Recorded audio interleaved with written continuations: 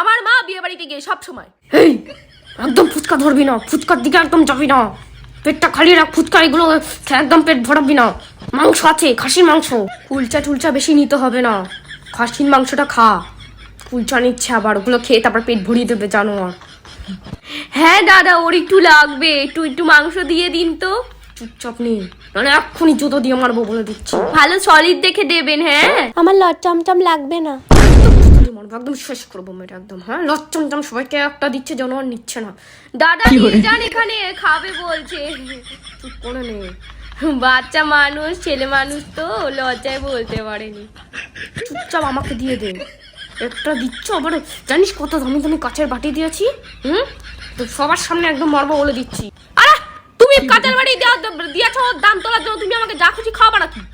আমার যা ইচ্ছা আমি খেতে পারবো না, এটা আবার কি? তুমি আমাকে বিয়ে বাড়ি তার নিয়ে যাবা না? তুমি কাঁচের বাটি দিয়েছো, তার দাম তুলবা, তার জন্য নিজে খাও, আমাকে তুমি গেলে বা কেন? যা পারবে আমার উপর চোটপাট করবে ভাই। যেই না খাওয়া, চুপ করে খা। কেন? আমার যা ইচ্ছা আমি যাই খাবো, আমার পেট।